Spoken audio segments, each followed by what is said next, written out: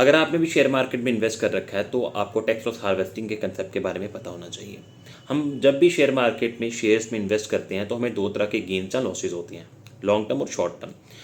In case हमें loss हुआ तो लॉस को हम सेट ऑफ कर सकते हैं दूसरे गेन्स के साथ, लेकिन उसकी कंडीशन है जो शॉर्ट टर्म लॉसेज हैं वो शॉर्ट टर्म गेन्स और लॉन्ग टर्म गेन्स दोनों के गेन्स सेट ऑफ हो सकते हैं, लेकिन जो लॉन्ग टर्म लॉसेज हैं वो सिर्फ और सिर्फ लॉन्ग टर्म गेन्स के गेन्स ही सेट ऑफ हो सकते हैं। इसके अलावा जो हमारे लॉन्ग टर्म गेन्स हैं वो 1 लाख तक एग्जम्प्ट रहेंगे और 1 लाख से ऊपर जो भी गेन्स हमें होंगे उस पर 10% के हिसाब से हमें टैक्स देना है। एंड जो शॉर्ट टर्म गेन्स है उस पर हमें 15% के हिसाब से टैक्स देना है। अब टैक्स लॉस हार्वेस्टिंग के कंसेप्ट को यूज़ करने के लिए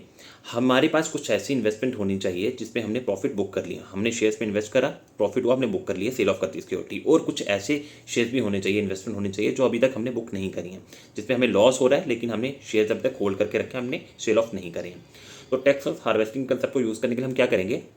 हम 31 मार्च के आसपास जाके फाइनेंशियल ईयर खत्म होने से पहले जिन भी शेयर्स में हमें लॉसेज हो रहे हैं उनको हम सेल ऑफ करेंगे और 31 मार्च के बाद जाके 1-2 अप्रैल के आसपास जाके दोबारा उन्हें खरीद लेंगे। इससे होगा क्या कि जो भी हमारे लॉसेज हैं, लॉसेज हम बुक कर लेंगे और उन्हें हम सेट ऑफ कर पाएंगे अपने लॉन्ग टर्म जो शॉर्ट टर्म गेन्स के अगेंस्ट। ठीक है, और हम जो हमारे शेयर्स हैं उनमें भी बने रहेंगे सो दैट कि इन केस फ्यूचर में जाके अगर कहीं पे कोई हाइक आती है उन शेयर्स में तो हम प्रॉफिट भी अर्न कर सकें, हमारा जो लॉस है लॉस को हम रिकवर कर सकें। इस कंसेप्ट को यूज़ करके हम अपनी जो टैक्स लाइबिलिटी है उसे कम कर सकते हैं।